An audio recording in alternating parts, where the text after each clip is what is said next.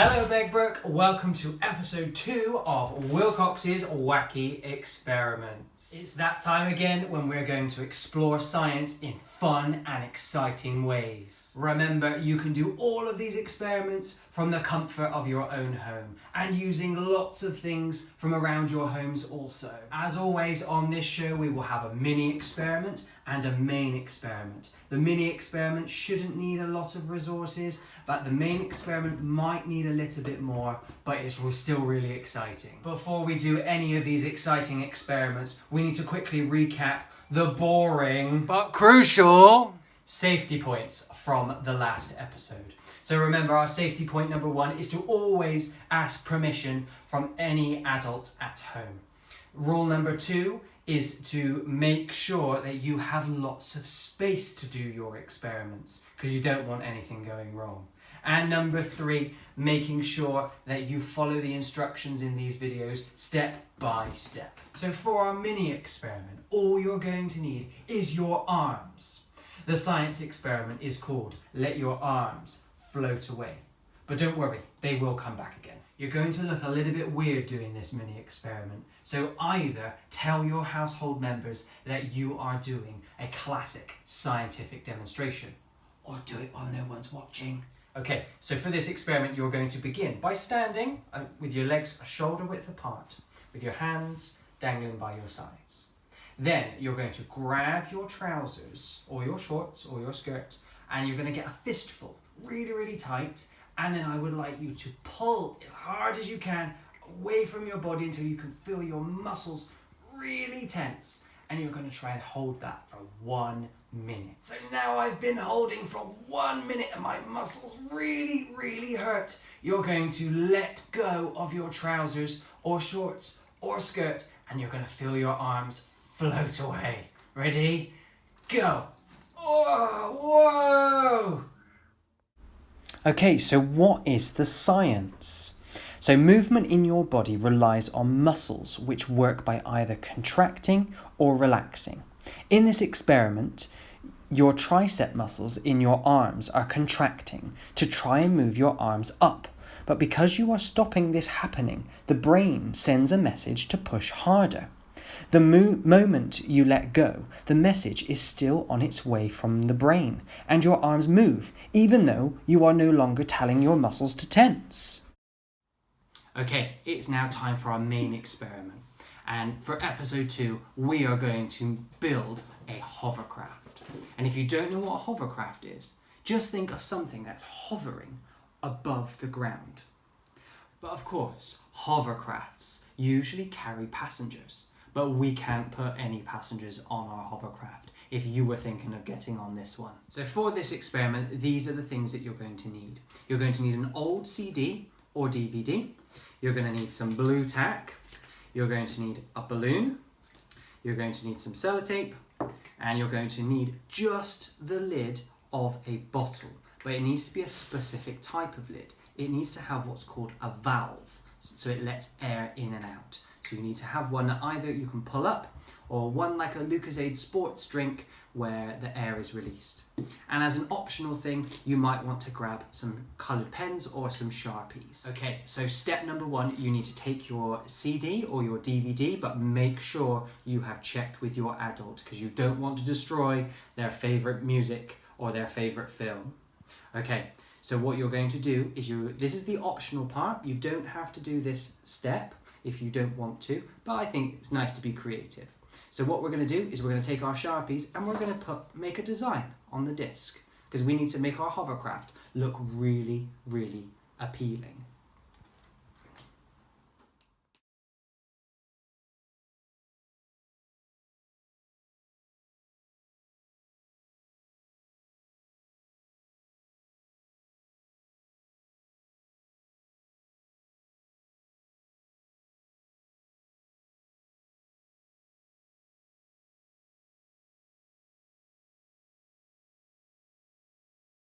Okay, step number 2 is you're going to grab your blue tack. You're going to need quite a bit of blue tack for this, and you need to keep stretching it until it becomes nice and soft. You want it to be really, really stretchy because we're going to put it and roll it into a sausage shape in a moment. So you want it nice and stretchy. So keep going. Okay, I think I've got it stretchy enough. So I'm going to put it down and then I'm just going to roll it out because we're going to be making a circular shape with the blue tack. So you want to keep rolling until it's nice and even all the way across the piece of blue tack. Okay, need a little bit more.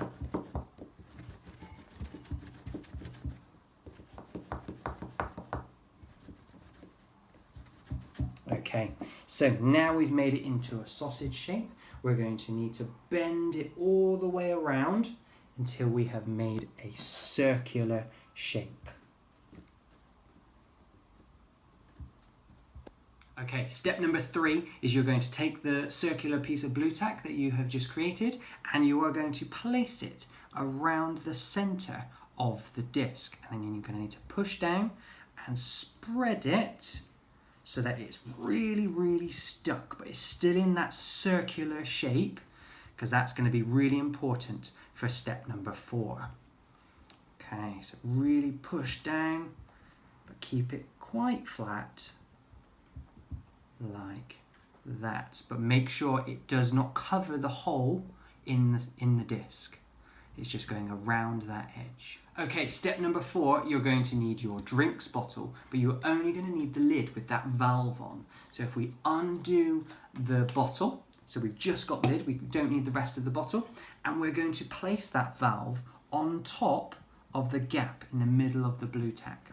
And we're going to push down as hard as we can so it's nice and tightly sealed. What I would suggest to do is just push some of the blue tack just up against the lid. Just make sure that it's airtight. So go all the way around because we don't want any of that air getting through. Okay, step number 5 is you're going to need your balloon. First thing, before we're going to blow up the balloon, we need to check to make sure that that valve is pushed down. We don't want any air coming through at the moment. Okay, so with your balloon, give it a few stretches. Okay, it really helps to do that first before blowing up the balloon. Okay, so now we're going to blow it up to a relatively big size. Not too big that it pops though. Okay. About that, we'll try that, and if we want to do some more after that, then we can. Okay, when you've blown up the balloon a little bit, give it a twist at the end. This is really important because this is going to make the next step a lot easier. Okay, step number 6, when you've blown up your balloon, that bit at the end, you need to attach that end to the valve on your hovercraft. Okay, so we're going to have to be really careful we don't let any air out of the balloon. So stretch over one side and then all the way around. Okay, when you have got the balloon on the valve, you can let go of the twisted part because no air should come out of this now. So we can let it go all the way around. Okay, just check just to make sure that it goes all the way over the valve. That's it. There we go. So we should have something that looks like this. Okay, step number 7 is you're going to lift up the valve, give the disc a bit of a push and watch it hover away. Are we ready? And go! And there we have it. You have made your very own hovercraft. This time, we're going to blow the balloon up a little bit bigger to see if we can make it go a bit further. Okay.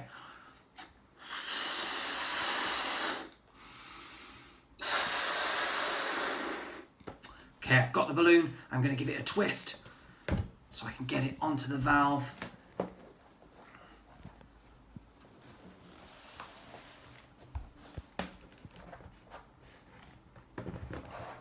Okay, I'm going to untwist. Okay, remember, pull the valve and give it a push.